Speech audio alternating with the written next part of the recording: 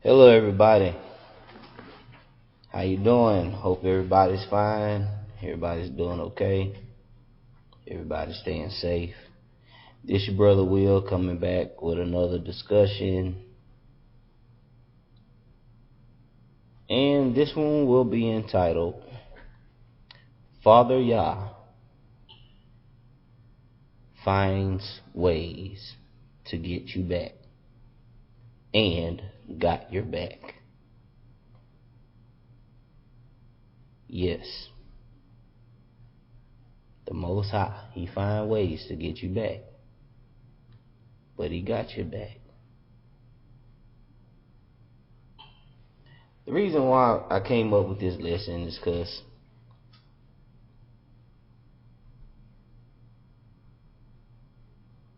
I recall times in life where I understand I read the Bible a lot and I try my best to relate the things that happened in the past to us in this current day. Excuse me. And so I want to look at life from a reality standpoint, and I hope what I'm saying and what I'm presenting is helping, not hurting. It's just giving us some insight and words of encouragement as we go through our everyday life. And so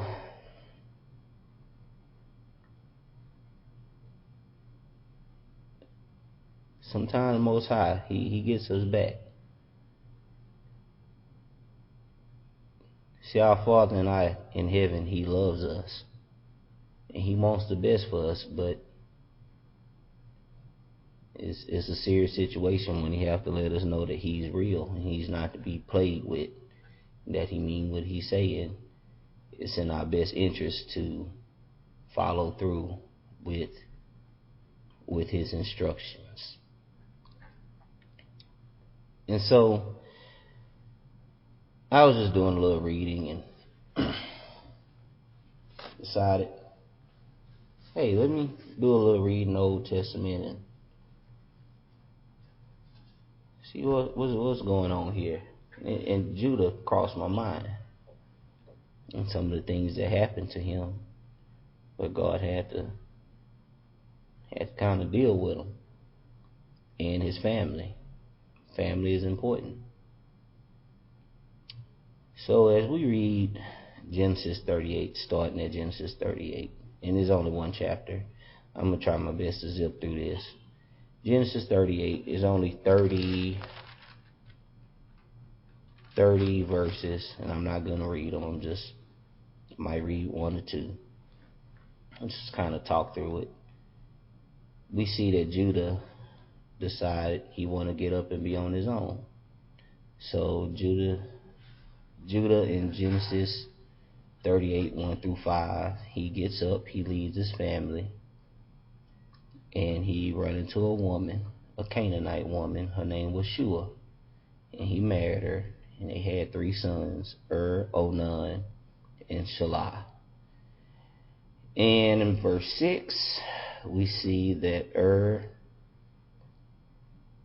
was given a wife, and her name was Tamar. Verse 7, we see that was wicked in the sight of the Most High, and God killed him for that.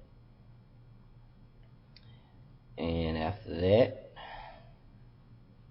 Judah, having lost one son, we have an understanding that the Most High, according to Genesis chapter 1, verse 22, gives us instructions to be fruitful. And when we read on, later on the law came, and we see one of the reasons why in the book of Genesis 38, dealing with one of Judah's sons, whose name is Onan.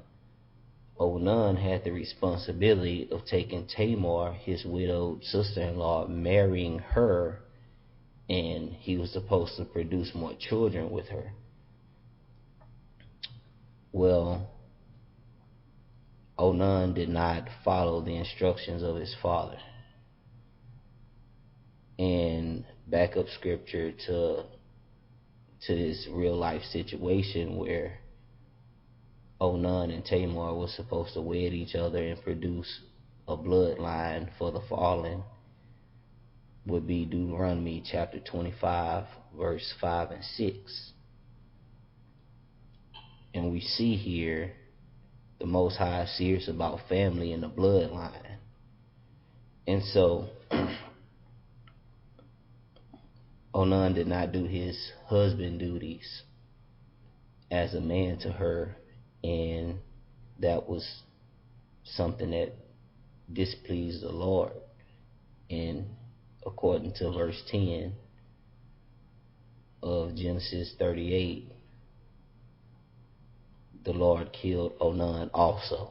So we have two sons that the Most High killed due to either wickedness, disobedience,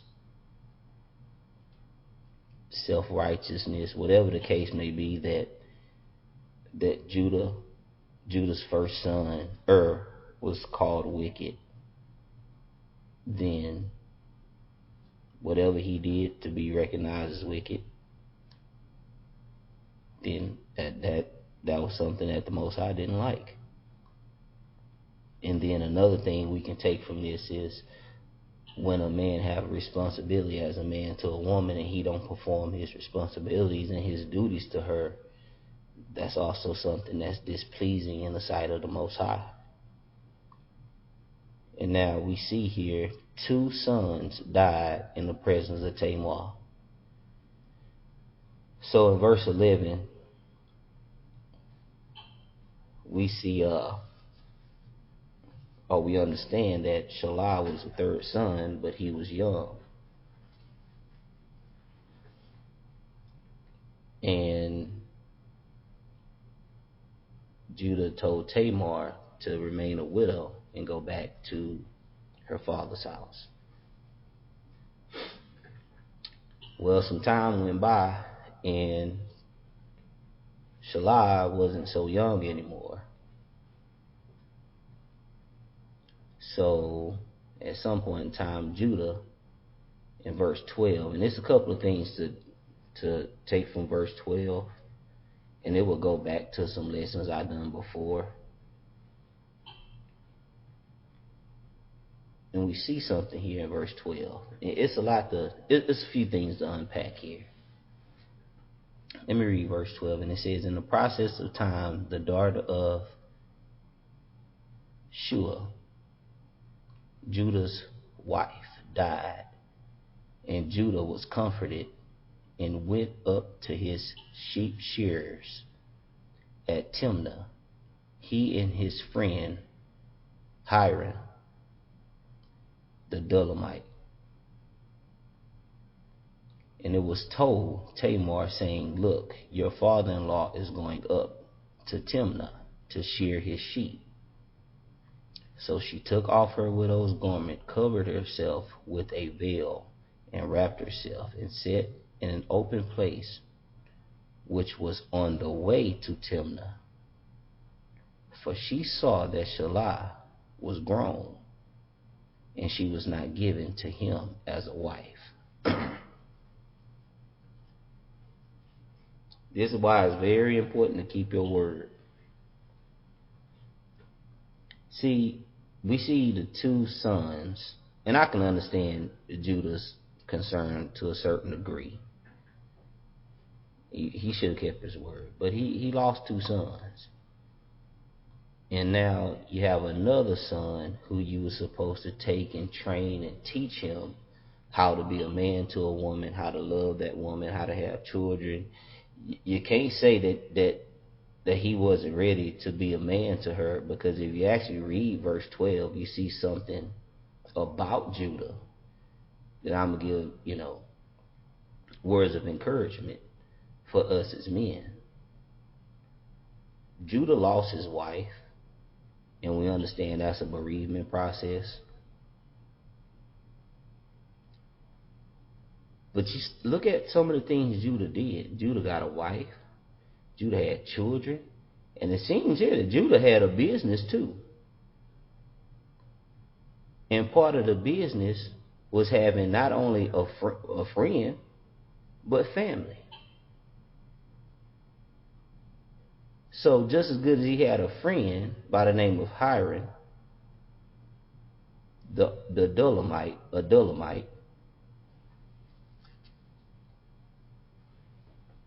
he had his son too. So his son is working at a place in Timnah, where he was going to Timnah, where his sheep shears were. And it seemed to me here, kind of like some things I said before in the past, in a few of my lessons. Family is important. Finances is important. And we see God's law where he's saying keep the family going. So teaching a man, one of the things that I believe Judah should have done was not only taught Shelah how to work, but also how to be a man to a woman. That would have been a very honorable thing to teach him at his young age and growing up. So he would have been ready for Tamar. But Judah didn't do what he said he was supposed to do. So as we go down, I'm not going to read it all, we see that Tamar had caught Judah going into Timnah, where his business was. And at some point in time, I'm not going to read it, but you read it.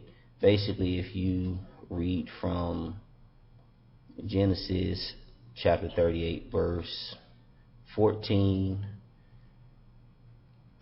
going down to verse 25. I'm not reading it because I don't want to make it sound like I'm what was those things called? The soap operas. I'm not trying to make it sound like I'm over here reading out a soap opera to you or something.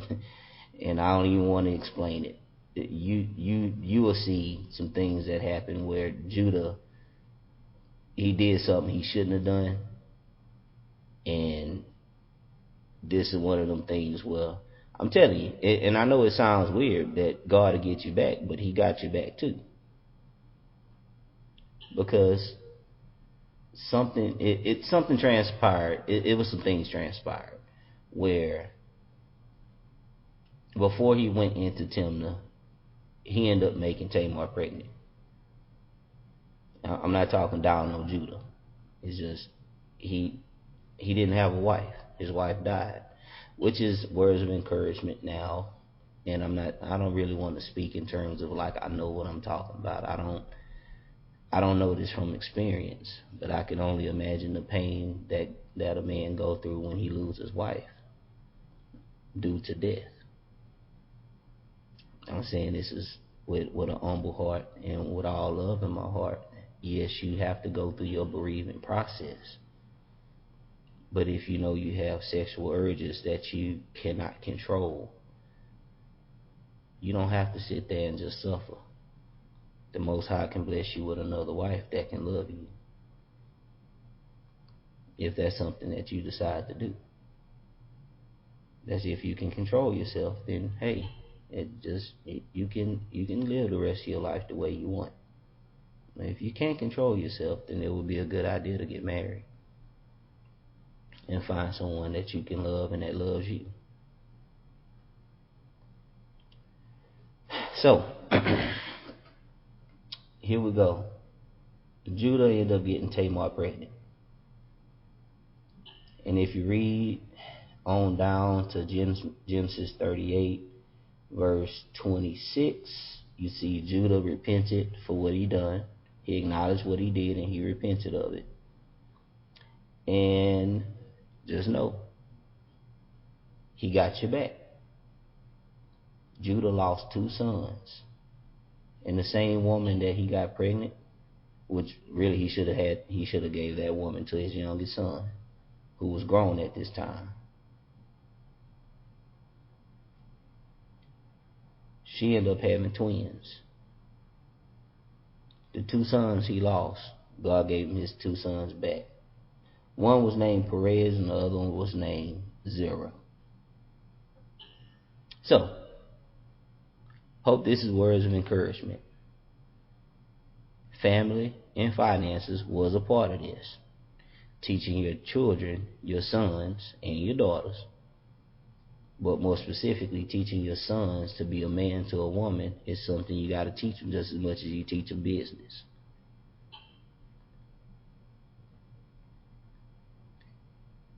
Companionship is a good thing. There's nothing wrong with companionship and comfort. It's beautiful, and God approves us to have it if that's something we desire. We just got to go and do it the right way. That being said, I didn't want to make it long. Hope everybody was encouraged with this. Some things we can learn from Judah. Some things we can learn about being on our own. And some things we can learn about making wise decisions. Some things we can learn about loving our wives. Some things we can learn about being prepared to love our wives.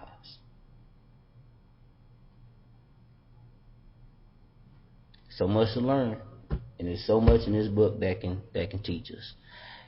Hey, I finally did a message that was less than 20 minutes. Y'all take it easy. May the Most High bless you and keep you in His strong and unchanging hands. Stay strong. Stay in that word. Y'all know I love y'all. Y'all take it easy.